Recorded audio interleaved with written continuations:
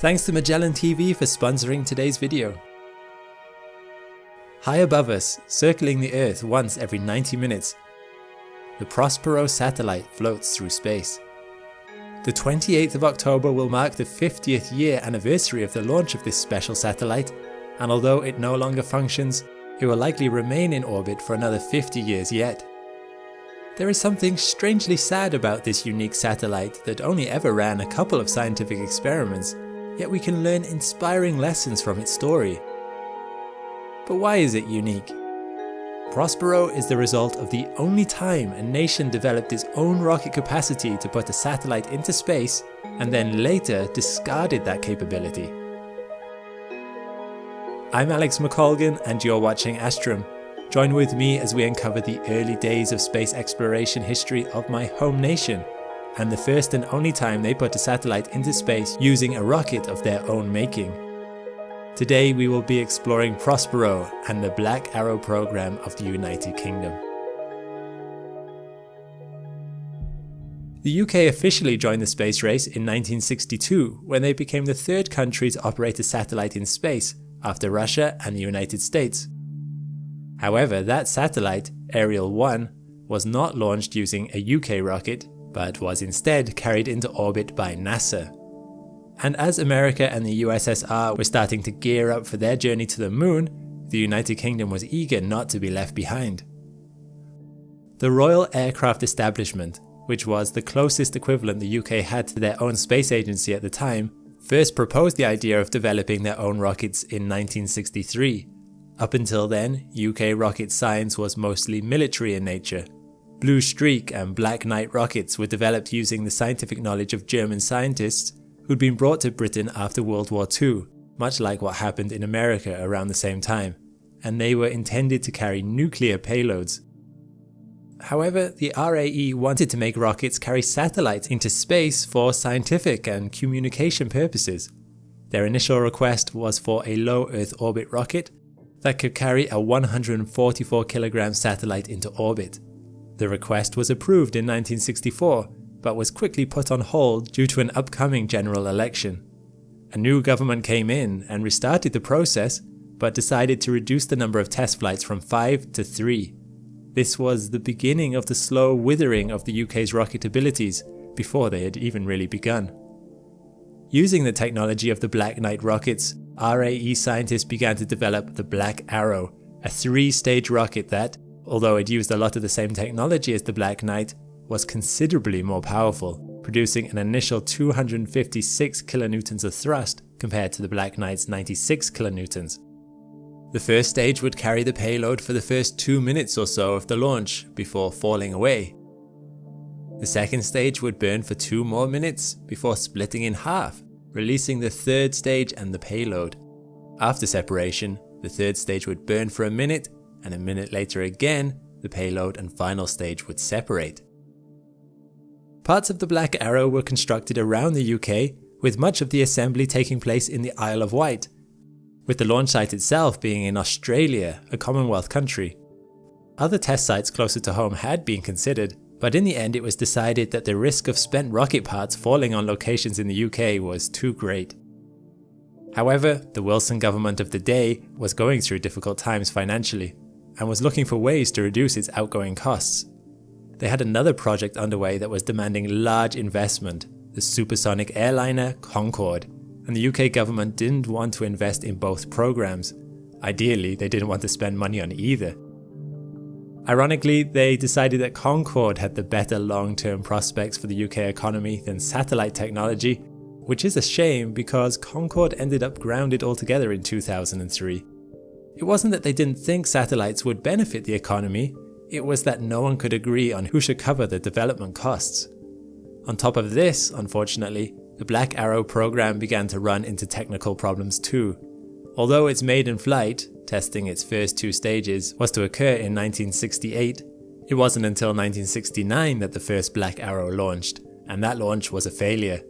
An electrical fault caused some of its combustion chambers to pivot, causing the rocket to roll erratically. It ended up disintegrating and was ultimately completely destroyed.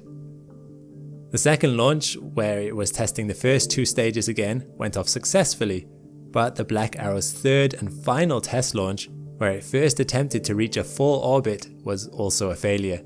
Its second stage had an oxidizer that failed to pressurize, which meant that the second stage cut out early and the whole rocket with its mock payload failed to reach orbit.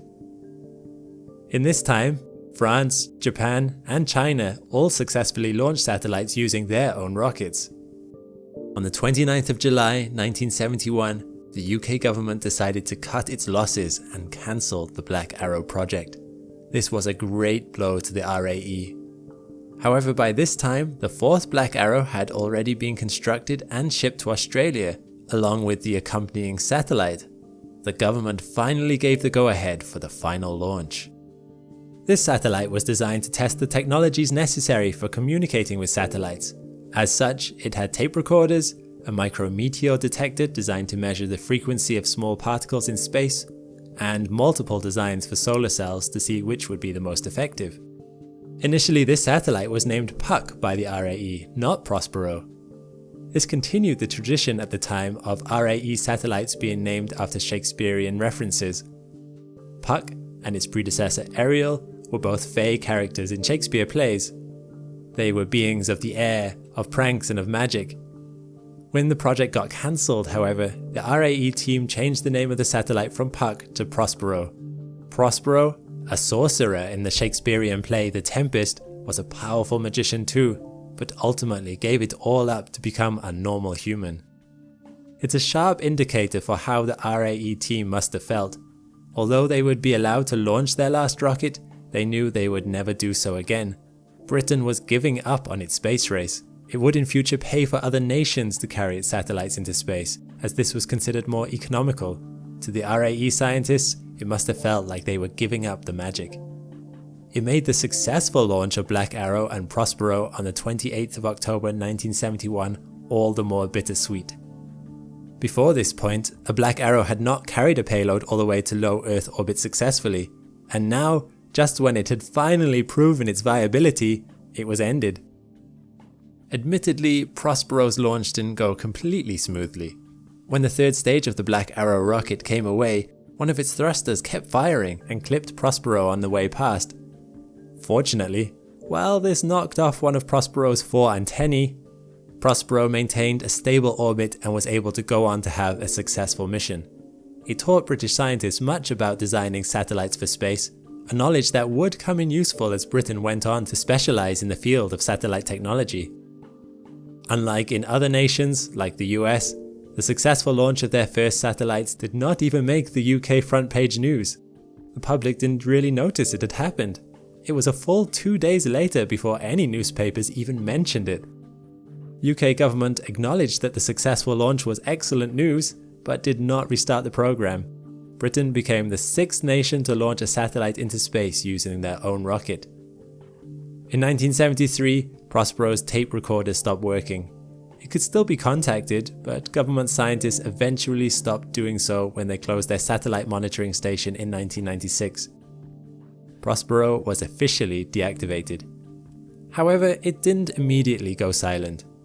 Amateur satellite enthusiasts continued to contact Prospero until about 2004, where its faint signal powered by its solar panels could still be heard. As we near the end of October 2021, we approach the 50-year anniversary of Prospero's launch, although Prospero has now gone silent. And that might have been the end for Prospero and the Black Arrow project if it hadn't been for an unexpected twist in the tale. Thanks to the massive growth of the space industry, in 2010, the UK government decided to get back into space. It created the UK Space Agency and is building several spaceports to begin developing once again its capability for rocketry. And thanks to the advances made in satellite technology in the intervening years, satellites are smaller now than they used to be a few decades ago. As such, only a smaller rocket is needed to carry such payloads into low Earth orbit. A rocket just like Black Arrow. In fact, Black Arrow is so ideal for this niche that the Edinburgh-based space technologies company Skyrora has based their rockets heavily on its design.